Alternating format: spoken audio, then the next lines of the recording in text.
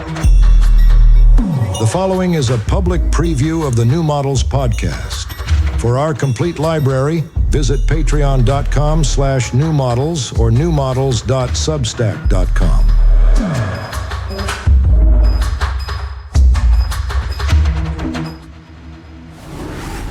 Greenroom, a New Models podcast.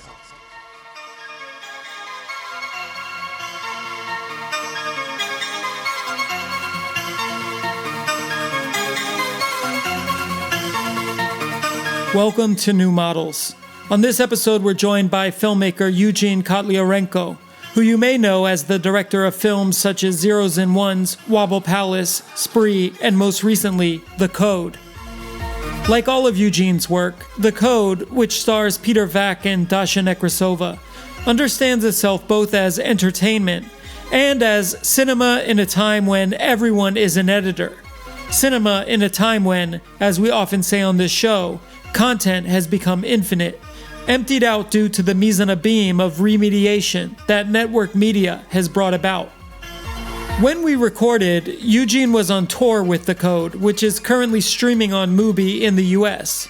In the weeks following, the content that those screenings and their after-parties generated online came through almost like a kind of meta-film in itself. It feels like there's a lot of energy around independent and experimental film at the moment. Cinema as event, cinema as a collective screen space, cinema as a shared refractor of the literally countless screens and lenses that constitute our communication space now. Eugene used something like 70 cameras to make The Code, and his actors enter and exit his scenes as characters that also exist beyond the limits of his edit. On this episode, we discuss filmmaking, satire, slop, and much, much more. I'm Lil Internet, joined by my co-host Carly Busta. Our guest is Eugene Kotlyarenko. Let's get into it.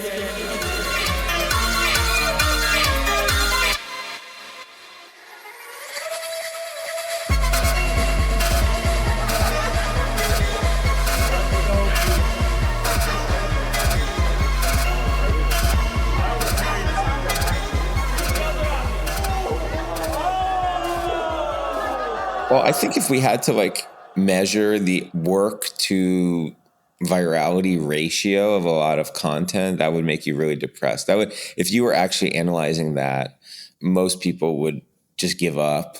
And the people who do analyze that in a machine-like way, keep churning it out and do a good job and not just monetize, but perfect their technique and stuff. This seems really sad to me. They're fully cyborg at that point. Exactly. I always talk about the aesthetic of Mr. Beast's thumbnails, right? That's not a human aesthetic. No human would ever conceive of making those kinds of images, right? That's pure machine logic.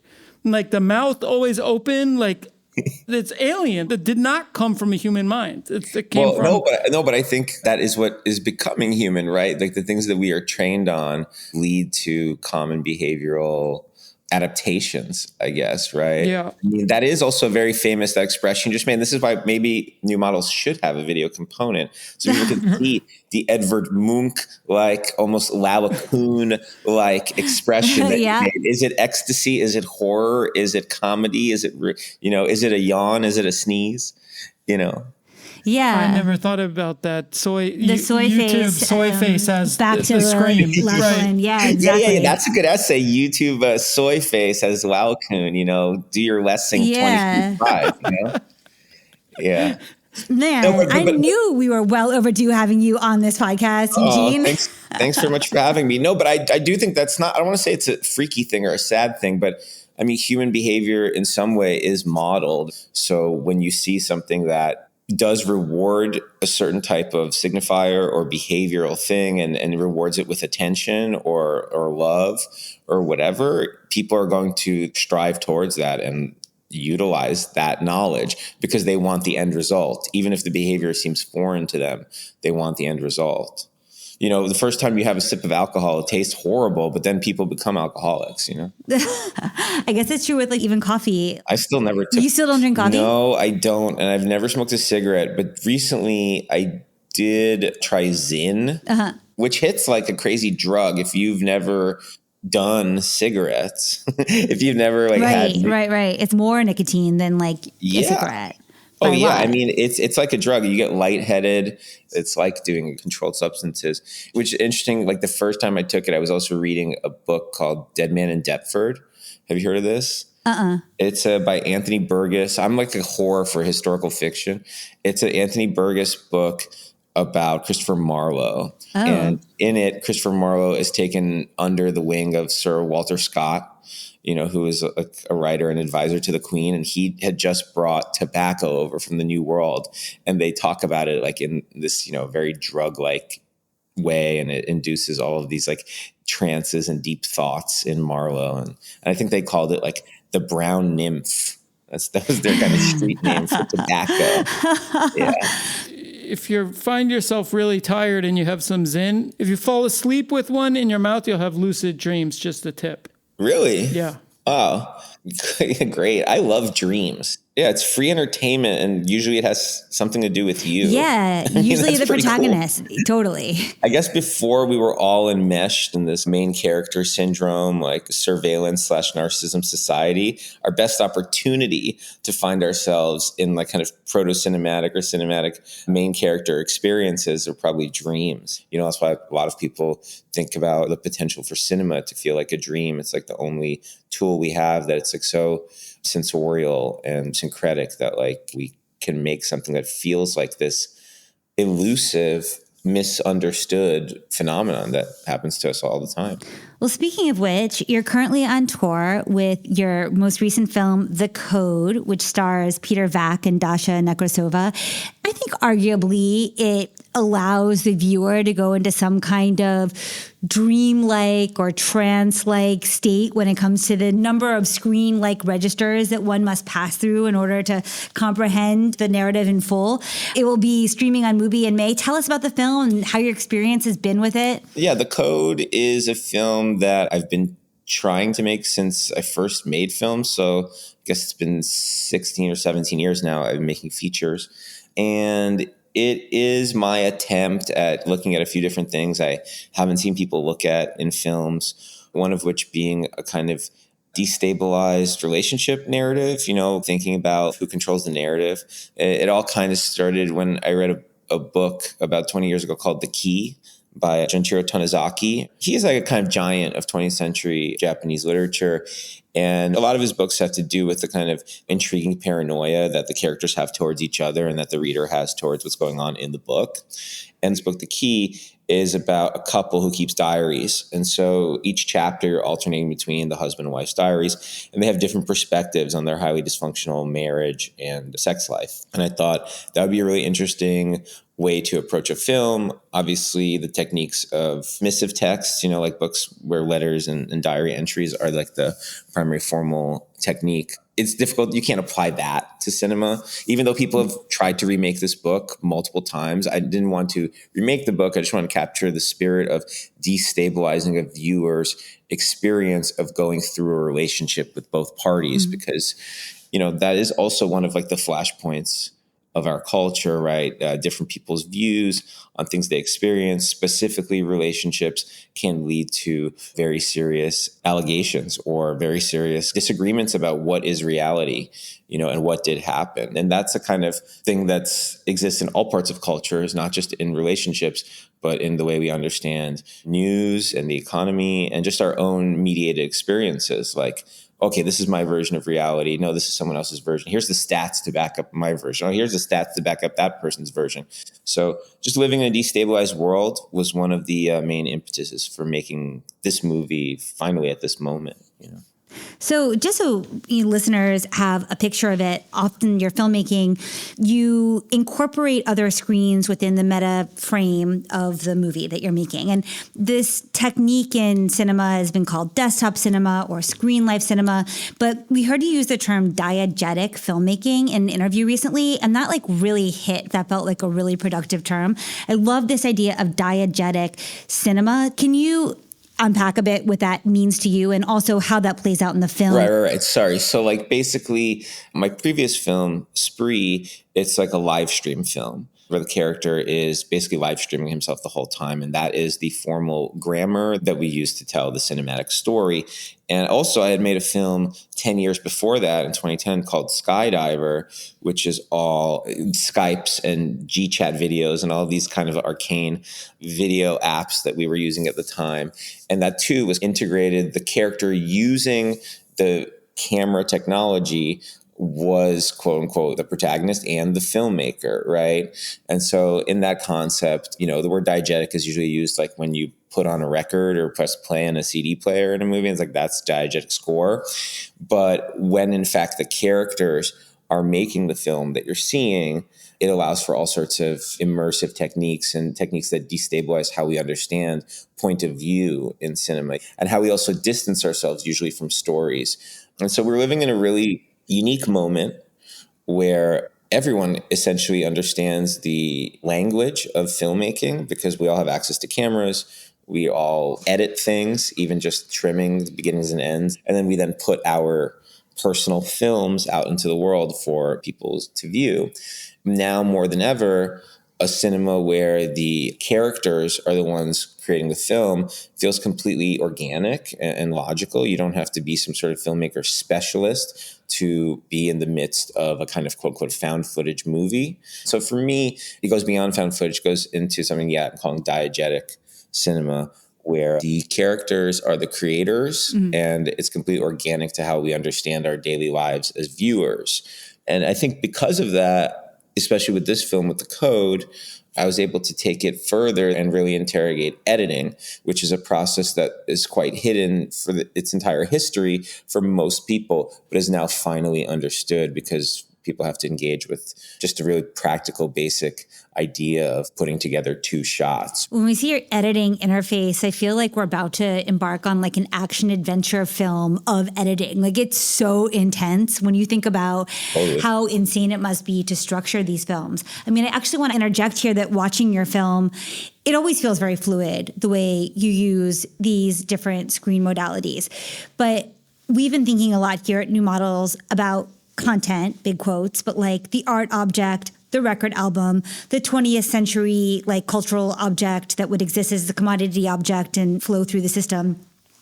And how in the age of infinite user-generated content is empty. And so the creative act is migrated from the content to setting the parameters for what that content looks like, whether that's building the model or whether that's coding the platform or whether that's even within a social group like Ramilia or something, setting a posting style that becomes a protocol.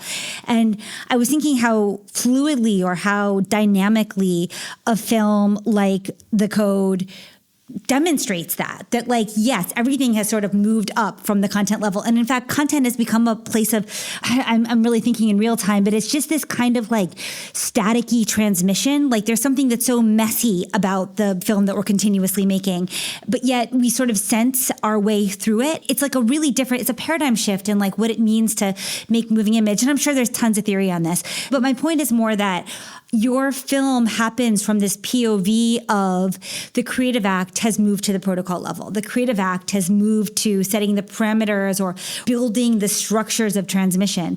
I hope that's not too opaque the way I'm saying it, but does that register for you in some way? Or? Yeah, for sure. I mean, it's not opaque at all. It's just as simple to me as like, the virality of memes. Memes are just a format and their power lies in everyone's contextual knowledge of the format. And the meme is derived from the idea that if you can immediately understand the format of the meme, then it is a strong meme for anyone to make any sort of derivative content. Precisely. But the content derives from this kind of shared language of obviousness from the image macro, right? And so precisely. I think that's the culture we're living in. And it's also a culture of rules and optics. And then I think the artists within that culture figure out ways to either subvert the rules or exploit the rules so that they can dig deeper beyond the optics. And to me, two things. One, probably for me, the most influential thinker regarding all of this is Marshall McLuhan. Sure, definitely. And so, partly what you're saying is very related to like the medium is the massage. The second thing is I've always loved like pastiche, and I see the schizoid world we live in as one that like has finally embraced like the vomit-like power of collage and pastiche. And so just on a kind of visual filmmaking level, one, I'm sick of the kind of staleness of the traditional photographic image. So I do like to work with like split screens and multiple screens at once and text on screen, because I believe that we can arrive at newer forms of mise-en-scène, because mise-en-scène is almost always oriented towards a traditional still photographic frame. I like all those different camera textures. The film has like 70 cameras, and they all kind of hit different, especially depending on where you are in the movie. But you can really not just feel the paranoia and kind of escalation of anxiety through the number of cameras, but also through like the, degraded image quality or the different type of pixelation or the different kind of color that's like built into these like shittier devices and stuff. Yeah, I think that relates to what you're talking about in a way, where formal parameters and also extra textual formal qualities somehow mean more than just like the content slop that's within, because content slop you have to listen to really give a fuck. But these other elements, such as the form or the optical veneer, is something that you can judge immediately.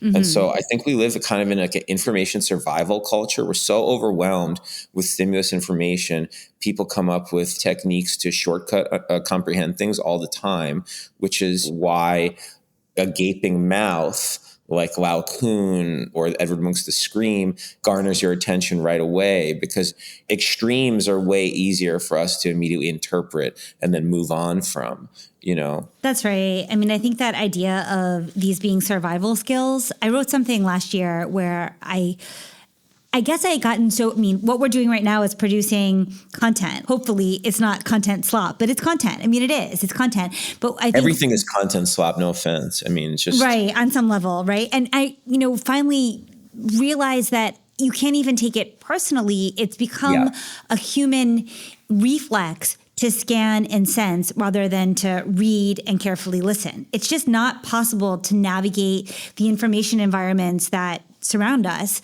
in a 20th century way. We've developed these new skills. And totally if we look at, I guess an obvious reference would be like White Lotus. It's not so much about plot. It's about like walking around in certain character vibe zones and getting something out of that scanning and sensing. It's not really about a plot. And of course, the code has a plot, and it's one that is like actually surprising because it's revealed that there even is a plot. The longer you almost think you're in a plot list, or you think the plot's very simple, and something more complex ends up enriching the viewer's idea of the film as the film goes on. It's not clear from the beginning, but it also very much does feel like, in a certain way, it's like a structuralist film, because yes, 70 cameras. In a way, it feels like you're in like a Michael Snow, or it's like an experience of the lens as much as it's an experience of character or experience of story. I really appreciate you saying that. I mean, no one's ever compared any of my films to Michael Snow, but maybe the fact that it hit for you in that way in the last act of the film, the psychological impact of watching a structuralist film is like unbelievable, because you are usually subjugated to, 75% or even 90% of the runtime being extremely formally in your face and kind of challenging. Because I'm a person who likes just pure entertainment. I can appreciate experimental gestures, but in general, I just go to a movie, and I go to a lot of movies to be entertained, to laugh, to cry, to feel the thrills and the chills. But if you sit through a structuralist film, when you get to the end, you are so hit with the shock of oftentimes it's the kind of deprivation of the formal technique which you've been subjected to against your own will. And then suddenly when it's like pulled out from under you, you're like, oh my God, I need to see that image longer, or I need to go back to this extremely annoying technique that I hated for the first 30 minutes. I mean, if people who aren't aware, like the most famous film is Wavelength, right? The Michael Snow film, which is just like a super slow, long zoom from one side of the room to another, And basically there's no character, there's no story. A few little random things happen. But the real story is your attachment as a viewer to certain objects on the screen. There's a chair in the original shot at minute 1. And after minute 23, that chair, which you've become fixated on because it's one of the only things that you can kind of analyze and think about, suddenly is eliminated from the screen because of, just the mechanism of zooming in. And suddenly you're like, no, I lost the chair. Like, now what am I going to look at and think about? It sounds like the last 20 years have been that basically with the entire culture like sector. Things you didn't even know that you liked, like some stupid ass place. Like suddenly, no, I needed that in my life. Right, exactly. There's another film that I think about all the time, Michael Snow film. I think it's called something like 30 Seconds in Toronto or something. I'm butchering the name. But basically, it's a slideshow film, which starts with just really mundane photographs. And this is interesting in regards to content slop. It starts with these really kind of mundane black and white stills of just like slushy snow on the street and like a tire and just like a snowy day in Toronto or something. And the first photo is up for like, normal time, like 2 seconds. Next one's up for like 3 seconds. Next one's up for like 6 seconds. By the time you hit like 10 seconds of the same photo, you're like, I think the photos are getting longer. I think the technique of this movie is that the photos are going to be on screen longer. And so then the next one's 20 seconds and then 40 seconds. Then you hit a minute. You're like, damn, I really did not enjoy looking at that photo for like a minute, And then the next one is like 2 minutes. Like, I'm subjected to this completely, I can analyze this photo, in like 10 seconds and I'm watching it for 2 minutes. And then it goes on and on until you look at a photo for 5 minutes. And then the next one's 4 minutes on screen. Then the next one's 3 minutes on screen. The next one's 2 minutes on screen. You're like, oh, great. I think it's getting shorter. You're processing, it takes a second to realize what's shorter or not. And then you're like, okay, the next one's up on screen for 1 minute. And you're like relieved. You're like, things are getting back to normal. When the one comes up and it's on screen for 30 seconds, you're like, wait a second. I was not able to process the entire photo. And then the next one's on screen for 20 seconds. You're like, no, I don't understand it. And then when it gets back to the original, length of time that we are used to processing images, which is, let's say 2 seconds, you are literally paralyzed. You are shocked. And then the movie ends. And you're like, wow, that's incredible. That's like new ways of seeing and ways of kind of understanding how we've been trained to process and think about images. And the images, like I said, themselves, there's nothing exceptional about them, right? And that's the power of structural film. So I've always wanted to make a film that could have that impact on a viewer, but not have the first 90% be really boring. I mean, in terms of time, online is commodified to the millisecond and the attention spans have suffered accordingly. You can almost think of attention as like a wild animal that you, the director, have to kind of lead and control and coax in certain directions. Are you constantly aware, or do you have like a personal system or a way you plot the flows of attention or think about it on the viewer's side as moving through the film? Yeah, for sure. I mean, my movies are all comedies. Comedy is the easiest storytelling form to understand, maybe horror as well, to understand what the audience is going to experience attention-wise, because you have feedback from them in the form of laughter, and it's a horror film, you have it in the form of gasps and body language and stuff. And so I'm striving towards, as many laughs per minute as possible. And so that is kind of what's leading my decision-making process. And, comedy is all a matter of timing. And so since my first film, that's been at least the kind of North Star of how I think about pacing and how I think about capturing people's attention. And obviously there's a lot of different other ideas that I hope are apparent to viewers after the movie is over. But while they're watching the movie, I really don't want them thinking too much. I just want them to go through the journey of the film and laugh a lot while they're doing it. That's my goal. And earlier we were talking about how all content is content slop or whatever, but I don't view films and movies as content. Actually, maybe the durational aspect of film will have to change in the future. Like 90 minutes might be too long for people now to really go through a transcendent experience. But I think it's perfect form. I mean, it has the ability to synthesize all the other expressive forms like music and photography and image making and performance and literature. And if you can acknowledge the kind of content slop consumption experience that everyone goes through and say, hey, I know where you're coming from, but this is going to go beyond that. Like, stick with me, because I'm going to try to process all that stuff for myself so we can arrive out the other side and like find value in the slop and maybe find emotional or psychological meaning in the slop. Although, I mean, the Netflixification of so much of what people would consider to be film, there really has been a slopification, via Netflix. Well, it also becomes like functional film, like the way there's like a functional playlist on Spotify or something. Right. It's almost like in the background. Like the way you put on a gym playlist. Right. It's like a gym, like it's a film you watch like in the corner of your eye while there probably is a lot more of watching films while listening to like a podcast while also working on your homework, or I don't know. Yeah, it's probably. Yeah. I have incredible contempt for that. I mean, I agree with you guys. I have never been able to like corner a Netflix executive at like a social function and like, confront them about the fact. But I wrote an article a couple months ago about second screen cinema, I call it, right? Interesting. Yeah, it's just background noise. And it was kind of like my like clarion call to all filmmakers to not participate in this idea that like, your work can just be like background noise while people are on their phones, or doing something else.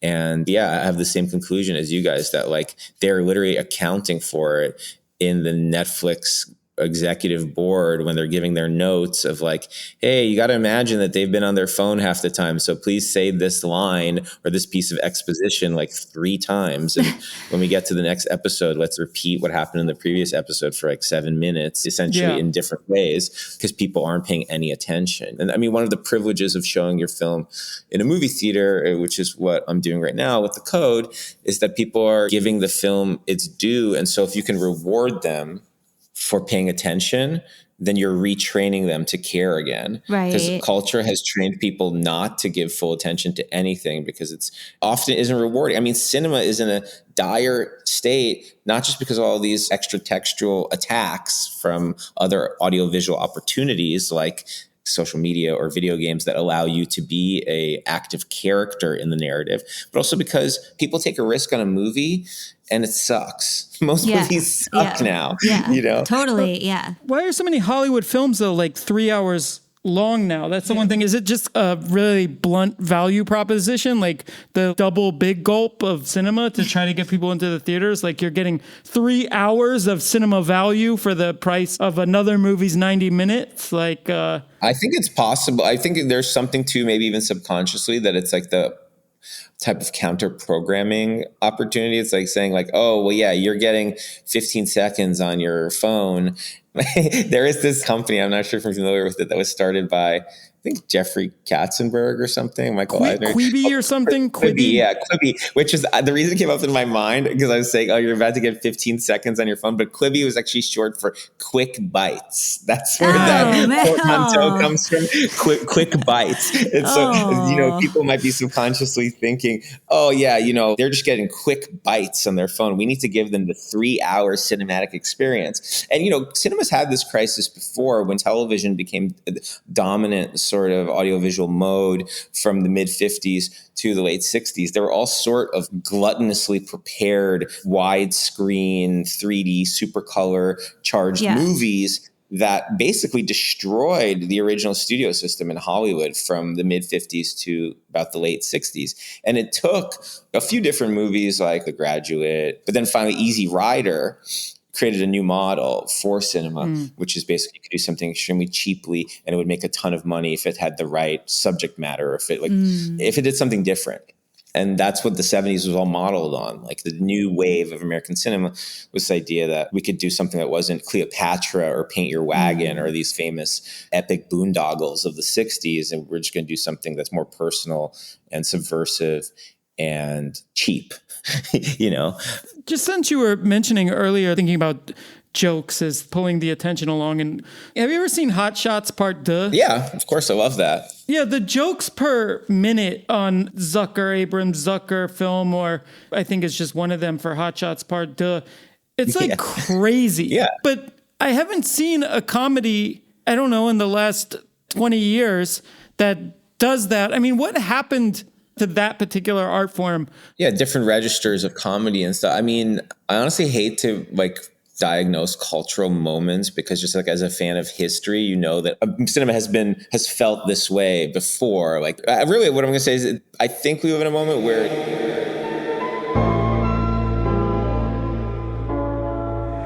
If you're hearing this message, you've completed the first step towards becoming a New Models member.